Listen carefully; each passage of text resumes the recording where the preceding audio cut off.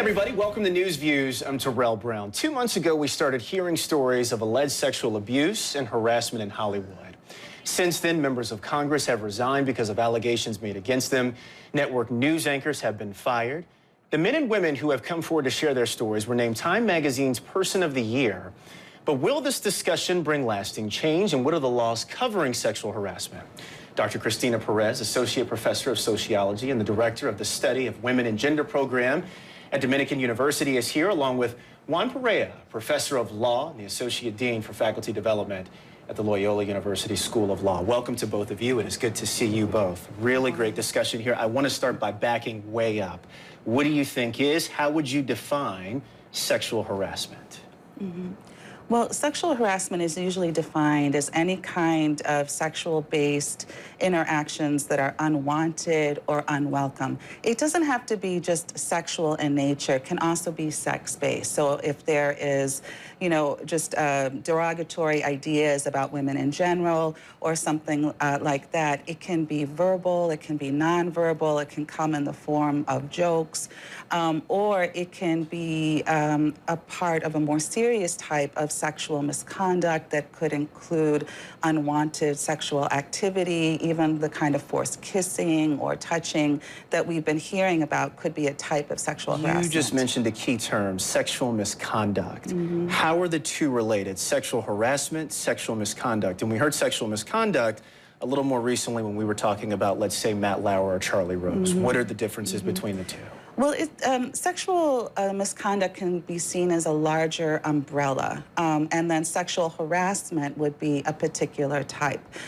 Sexual misconduct usually would be something more aggressive, including some kind of touching or unwanted. And again, that's always the key idea about this, is that it is something that is not welcome, it is not consensual. Professor, how prevalent is this? Are we able to put a number on how often or how much this is happening, especially in the workplace? It's quite a bit more prevalent than people think.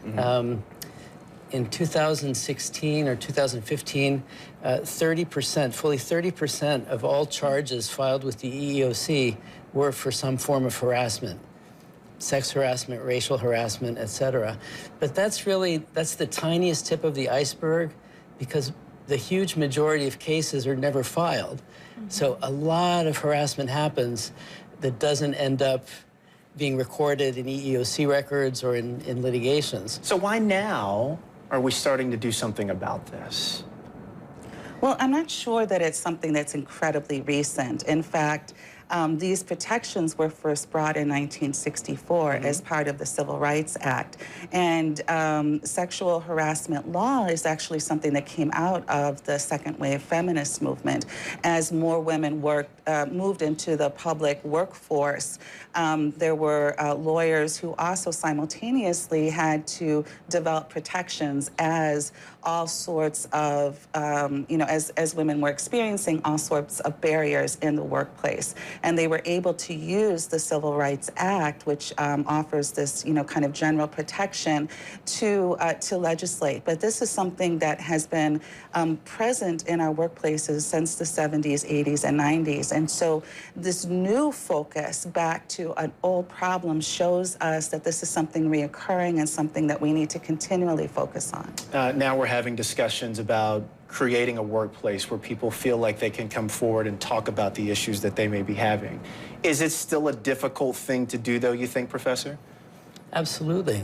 Yeah, this is why most cases actually go unreported. Yeah, why is that? It's very risky. It's very, very risky for most employees, basically, to report misconduct by their supervisors in the usual case, but even by coworkers as well. It's very risky because you're risking retaliation from your employer, you're putting your career at risk, and it makes a lot of sense for women to stay silent. It really does, for anyone to stay silent, but mostly it seems to be happening to women. All right, Professor, Doctor, hang on for just a second. Gonna have more of our discussion right after a quick break.